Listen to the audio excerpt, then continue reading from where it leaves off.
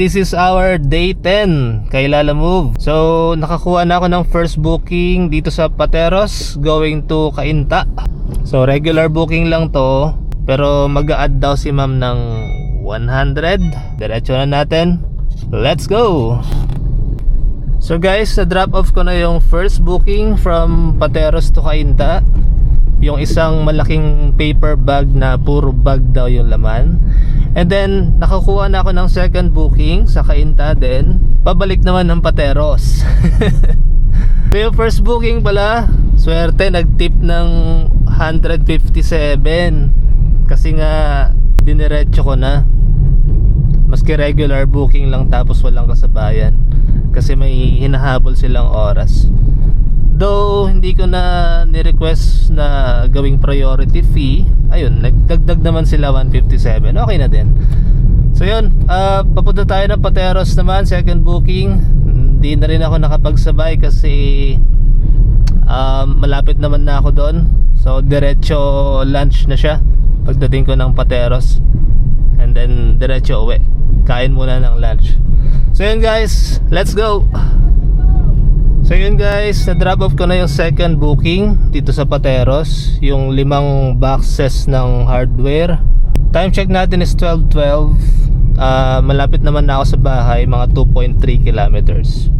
So uwi muna tayo for lunch, and then kayod ulit after lunch. So yung first booking nag-tip ng 157. Etong second booking nag-tip naman ng 16 pesos. Ayun, kain muna.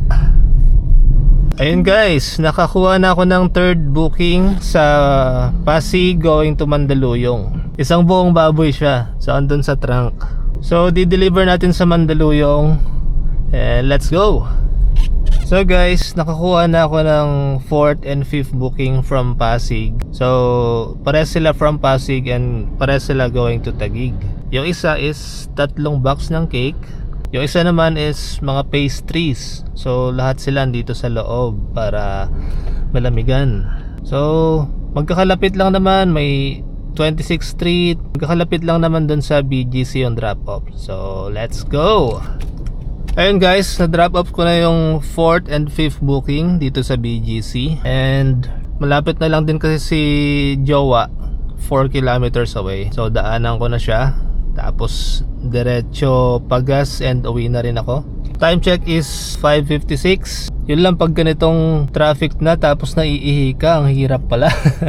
Hindi ko pa naman alam saan malapit na gas station dito. Anyway, daanan na natin si Jowa. Let's go!